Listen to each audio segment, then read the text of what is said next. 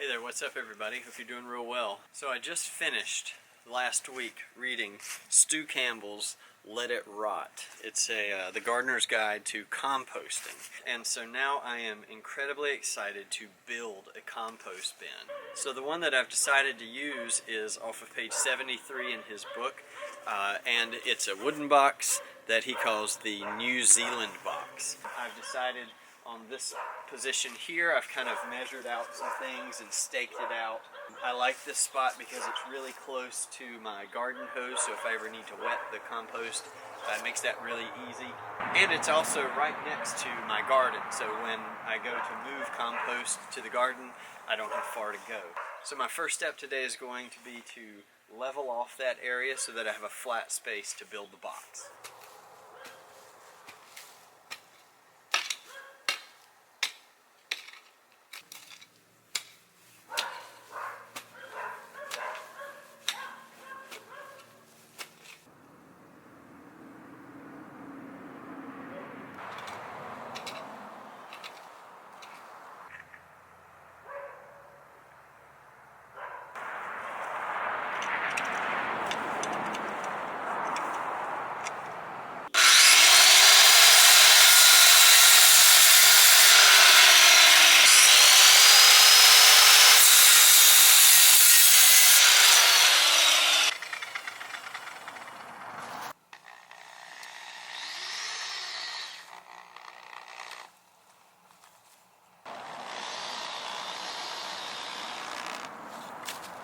Found this roll of electrical tape, which the width matches exactly the half-inch spacer that I need in between my cedar planks.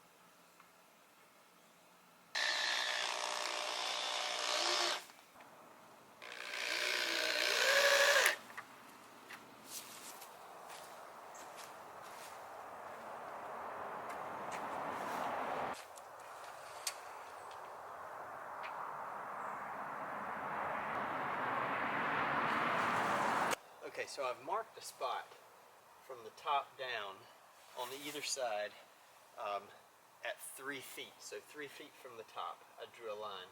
This is where I'd like the ground to be, the ground level to be here. I think what I'll do is I'll mark a spot about 4 inches below the ground level line, and I'll cut it there.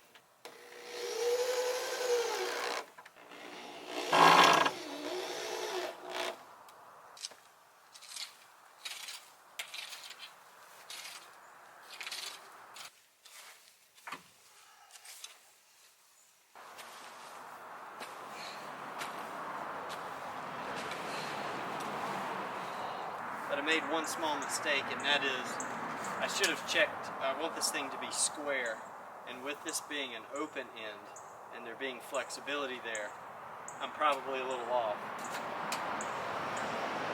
So I've got 73¼ inch on the back side, and yeah, 70½ inches on the front side, which means that it's bowed in.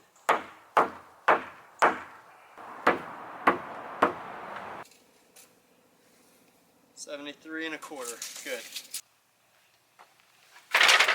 Okay, so now I'm making modifications to the New Zealand compost bin. At this point, the New Zealand bin would just put my cedar posts, drop them in free floating here on the front, and I will do that here once I'm complete.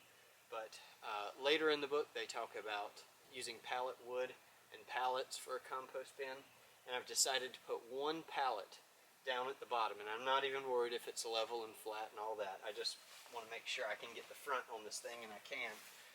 And the purpose, I'm thinking, is that the very bottom of this bin, the more materials that I put in here, the more compact the bottom is going to get, and it's going to get less and less air.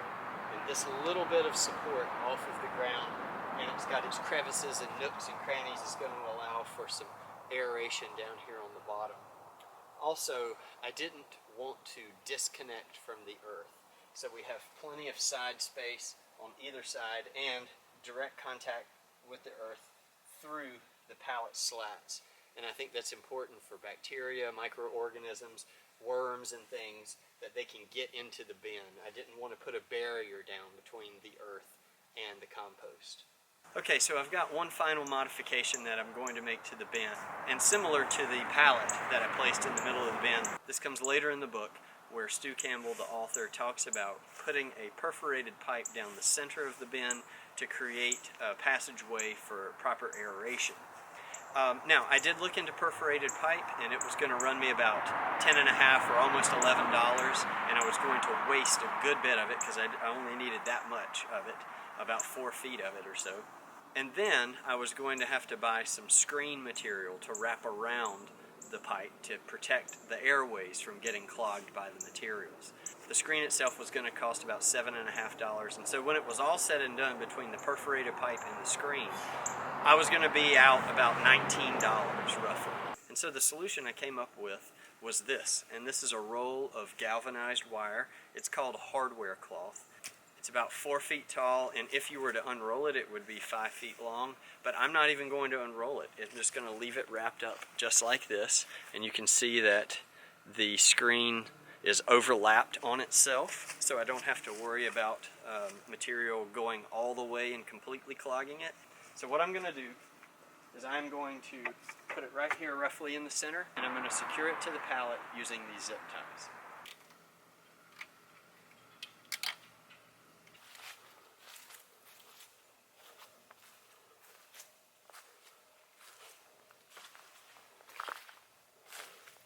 Okay, the last thing that you have to make before putting the front wall here on is a lock bar. And because, as I mentioned, it's an open front, which means that this can wiggle in and out, and I've got it square at the moment. The idea of a lock bar is to keep it from expanding. As you fill it with material, the pressure is going to be greater on these walls, and the lock bar, which is simply a 2x2 with small pieces of 2x2 on each end, just sits on top, and this will keep it from expanding. Okay, well, the project is about done. I've been working for about 3 hours, and we're there. So this is 4 feet by 6 feet, and the last touch is just to put the door on the front. The way that I've done this with these 2 pieces of 2x2 on either side is I've left space so that this can be slid like so.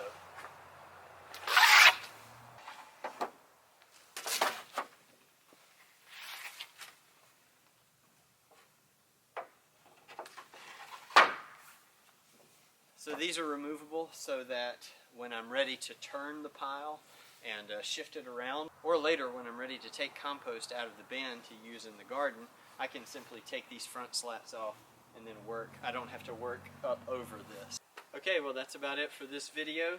I hope that this was helpful. I've really enjoyed making this compost bin, and I'm really excited about adding materials over the next few months to try to get this to start to get activated in the whole decomposition process.